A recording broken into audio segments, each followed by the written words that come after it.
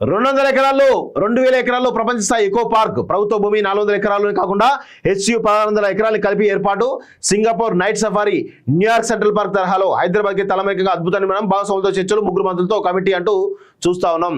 So కంచగచ్చిబౌలిలో ప్రపంచంలోనే అతిపెద్ద పర్యావరణ పార్కును ఏర్పాటు చేయాలని ప్రభుత్వం భావిస్తుందా? అక్కడి 400 ఎకరాలనే కాకుండా హైదరాబాద్ సెంట్రల్ యూనివర్సిటీ విస్తరించిన 1600 ఎకరాలు కలిపి సింగపూర్లోని నైట్ సఫారీ న్యూయార్క్లోని సెంట్రల్ పార్క్ తరహాలో 2000 ఎకరాల్లో అతిపెద్ద ఎకో పార్క్ ఏర్పాటు చేయనుందా? ఈ ప్రశ్నలకు అవును అనేటువంటి జవాబు ఇస్తున్నాయి ప్రభుత్వ వర్గాలు.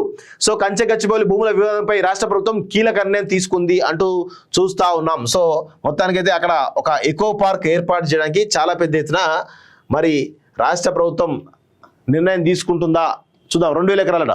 సో వివాదాన్ని పరిష్కరించి భూముల విషయంలో ముందుకు వెళ్లేందుకు భాగస్వాములందరితో చర్చించడమే ధ్యేయంగా ముగ్గురు మంత్రుల బృందాన్ని ఏర్పాటు చేయాలని నిర్ణయించింది. ఇందులో డిప్యూటీ సీఎం ఆర్థిక మంత్రి బట్టి విక్రమార్క, ఐటీ మంత్రి శ్రీధర్ బాబు, రెవెన్యూ పొంగులేటి శ్రీనివాసరెడ్డి ఉంటారు. హెచ్యు ఎగ్జిక్యూటివ్ కమిటీ, ప్రజా సంఘాల జాయింట్ యాక్షన్ కమిటీ, విద్యార్థి సంఘాల ప్రజలు సహా భాగస్వాములందరితోనూ సంప్రదింపులు జరపనుంది. కమిటీని నియమించనున్న విషయాన్ని ముఖ్యమంత్రి రేవంత్ రెడ్డి గురువారం తన ఎక్స్ ఖాతాలో పోస్ట్ చేశారు.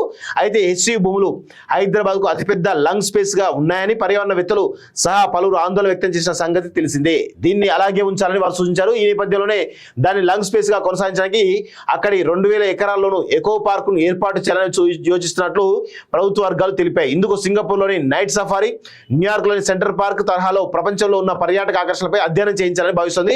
హైదరాబాద్ సెంట్రల్ యూనివర్సిటీ అంగీకరిస్తే ప్రభుత్వ భూమి 400 ఎకరాలను కాకుండా వర్సిటీకి చెందిన 1600 ఎకరాలను కలిపి 2000 ఎకరాల్లో ప్రపంచ స్థాయి హైదరాబాద్కి తలమరికంగా తీర్చిదని భావిస్తోంది అంటూ చూస్తాం. సో మొత్తానికైతే 2000 ఎకరాల్లో ఎకో పార్కును నిర్మించడానికి రాష్ట్ర ప్రభుత్వం సన్నాహాలు చేస్తున్నట్టు చాలా స్పష్టంగా అర్థమవుతుంది. చూద్దాం 2-3 రోజుల్లో దానిపైన క్లారిటీ వచ్చే అవకాశం అయితే కనబడతా ఉంది.